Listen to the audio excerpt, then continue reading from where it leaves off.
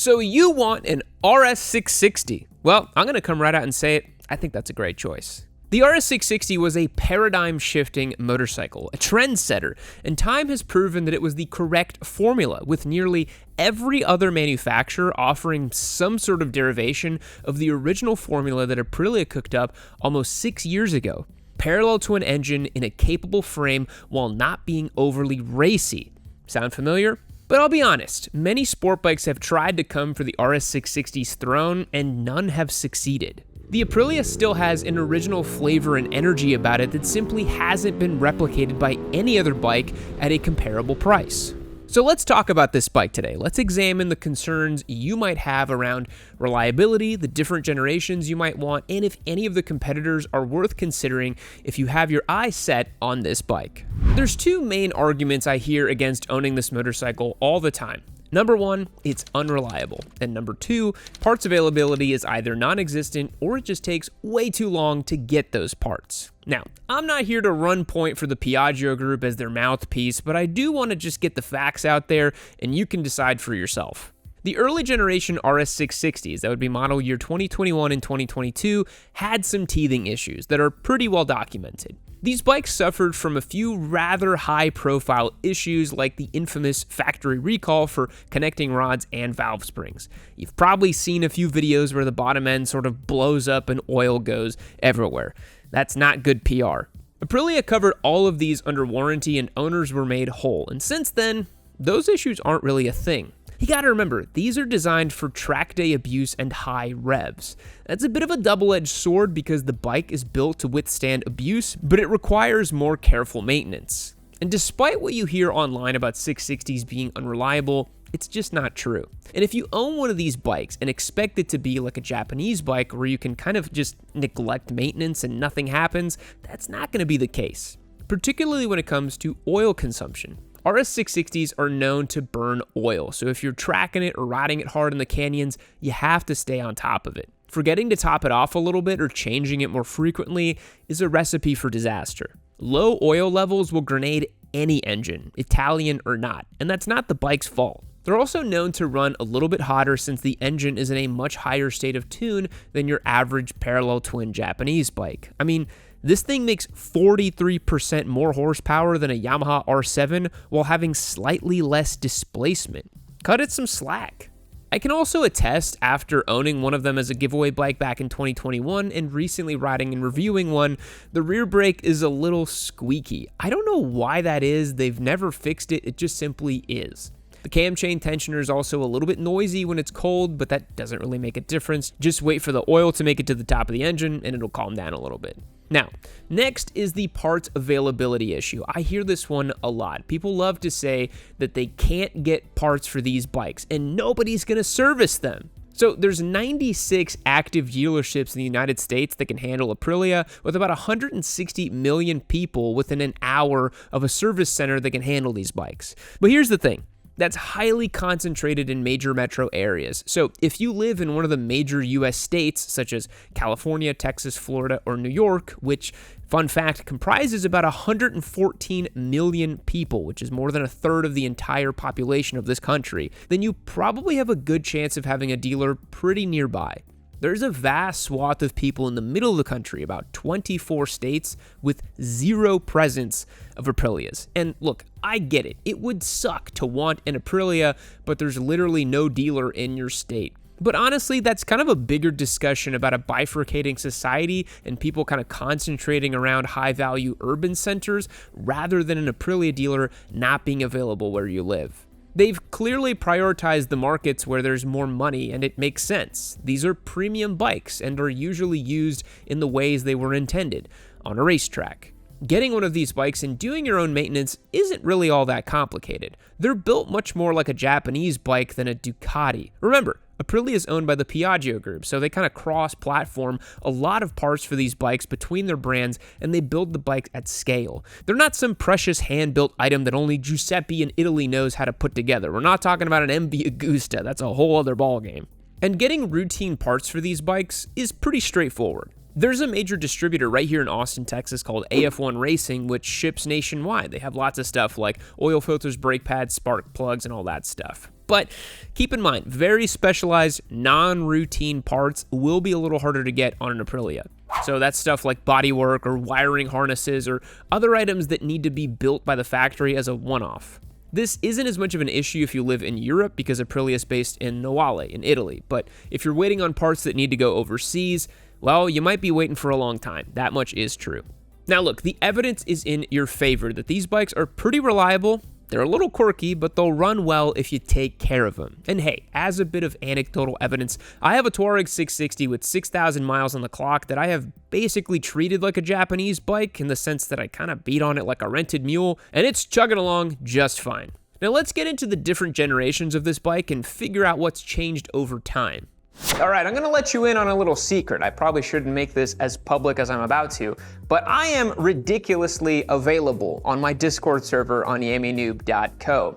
If you wanna talk to me, hang out, ask me questions, I am on there literally every single day because I care about the community I've built on the Discord server. We have thousands of people from all over the world who just wanna talk about motorcycling. We have an incredible knowledge base on there too, so if you have any questions about motorcycling, motorcycle culture, the gear you wanna buy, the bike you're gonna get, it's a great place to come and hang out. And again, yours truly, on there literally every day. So head over to yaminoob.co and the link in the description, become a member. Any membership package you get gets you access to the Discord server. And hey, you'll also get locked in to win some pretty sweet giveaway bikes too. So click that link down below, become a member, support the show. We're one of the largest independent voices in motorcycling on YouTube. We have no corporate sponsors. Nobody tells us what to say. We just tell it like it is. And it's 100% human grade nonsense here on Yaminoob. No AI touches what we do. So hit the link down below, become a member. Now let's get back to the show. So the RS 660 was first teased as a concept at EICMA in 2018. Fun fact, I was actually there in person at that EICMA and I saw it. The first production bikes made their way to the US in early 2021, and I was one of the first people who got their hands on it. I had an acid gold colorway, which I thought was awesome. I owned it as a giveaway bike and was able to put some road and track miles on it. Really enjoyed that bike. The first generation was a genuine game changer for the motorcycling world. There had never been a bike with its specific blend of engine architecture, power, comfort, and style. The original RS 660 made 100 horsepower and 48 foot-pounds of torque from a 659cc parallel twin with a 270-degree crank. This gives the RS 660 that signature growl, which feels more like a V-twin. And fun fact, the 660 engine is actually half of the RS V4 engine, albeit with a different bore and stroke because otherwise that math doesn't work. It had an aluminum twin spar frame, which was unique for this style of bike, and some pretty advanced electronics. With a curb weight of just 403 pounds, it was light and agile. As I mentioned, the first 2 years of this generation did suffer from a few issues, so I would say if you're looking to get one used, try to find one that's a 2023 plus model to avoid those problems. The first gen is a great bike. It makes an excellent road and track day toy. The power is eminently usable both on road and track, and you can make use of 100% of the engine's capabilities, but you definitely cannot use 100% of the chassis limits on road, and for that, you'd need a racetrack. This bike is super capable. In 2025, the bike received a mid-cycle update and some critical upgrades. The RS 660's engine had a notorious kind of flat spot or a bit of a torque dip in the middle of the power band. When I tested this bike back in 2021, I felt like it gave it sort of like a mid-RPM boost that you typically feel in inline 4 engines, giving it more of like a sporty 2-stroke kind of character. I personally never found it to be a huge issue. As long as you kept the revs up, it was fine. But Aprilia fixed this by upgrading the 48mm throttle bodies to 52mm throttle bodies. They redesigned the intake cams and they optimized the cylinder head valve bowls. And they needed to pass the more restrictive Euro 5 Plus emissions compliance regulations. So it was kind of a win-win. It was more smooth power and more of it while also passing the regulations. Power got bumped to 105 ponies in this newest generation, along with a higher rev ceiling at 11,800 RPM, which is really quite high for a parallel twin, let's be honest. The hot engine also received a fix. It now featured a redesigned water pump and a new 3-hole piston oil jet to make internal temperatures a little bit manageable. You can easily spot a second generation 660 by those winglets up front. Personally, I really could have done without these. This is not some monster motorcycle that goes over 180 miles per hour on the back straight of Coda. It really does not need winglets, and I think it looks better without them. I understand the RS V4 having winglets, and having recently tested a latest generation Panigale V4 on track, winglets are awesome at top speed, and you really feel the difference. But the previous generation looked better, and I really hope we can revert back to motorcycles looking like motorcycles at some point. I'm personally tired of all the winglets and brake duts and cutouts. I'm just kind of sick of it. The electronics also received an update, with the bike now featuring launch control, a new 5-inch TFT dash, which is a little bit easier to read, and a smoother quick shifter. And of course, the big new talking point is you can now get an RS660 as a factory option. And for that, you get Öhlins front and rear and some splashy paint. I think it looks pretty damn good. But here's the sticking point. Beyond the fact that people think it's unreliable or you can't get it serviced, it's the price of this bike. It's going to run you $11,849 MSRP for the standard model and $13,999 for the track-focused factory edition. So the out-the-door price for these start to push $15,000, $16,000 in some case. And it's kind of the Achilles heel of this bike because it sort of finds itself in a bit of a no man's land. Let me explain. So the RS660 paved a completely new lane for itself in motorcycling. It's not often that we see this, and it's one that was followed by a ton of manufacturers. When you're a trailblazer like this, well, sometimes it works out, and other times you open yourself up to competition in ways that you wouldn't imagine. The first and most obvious competitor is the Yamaha R7. It's a parallel twin, kinda sporty bike with racier ergonomics and track day pedigree. When it first debuted, it was the obvious, cheaper alternative to the RS660. Despite being a substantially lower spec machine and nowhere near as capable. Ask anyone who's raced an R7 against an RS660 in club racing.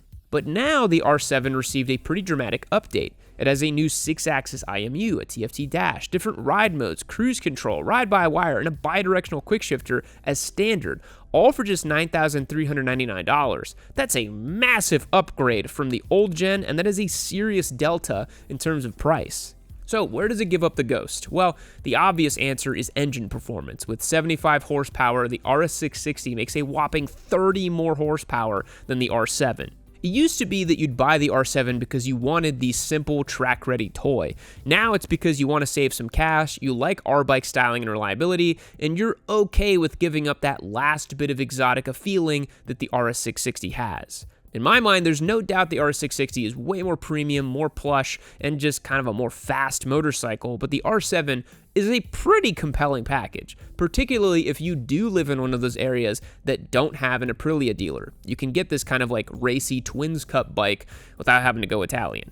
Triumph and their new Daytona 660 is the closest competitor to the RS660 in my opinion. It's received a slew of upgrades in the recent years. It's featuring a 660cc 3-cylinder engine making about 95 horsepower, so it's pretty much bang on with the RS660. It now has a 6-axis IMU as well, but it still has a pretty woeful display and some very clear cost-cutting measures when you look closely at the bike. The Daytona 660 is way heavier at 443 pounds, about 40 pounds more than the RS660. It's also longer too, which impacts the ability to steer quickly. The bike, much like the R7, was based on a naked street bike first, but in my opinion, without making enough concessions to make it quite as sharp as the RS660 out of the box. The price is really right though, at just $9,395.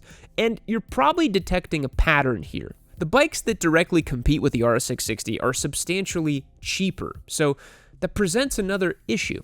If you have about $12,000 to spend on an RS660 and you want to get a motorcycle that's capable on road and track, like the RS660, you want something with a little bit of spice and character, well, it's difficult to not suggest something like a Yamaha MT-09 or even an MT-09 SP. It is the undisputed king of value motorcycles, bulletproof Japanese reliability, and in our opinion is functionally a solved problem for street sport bikes.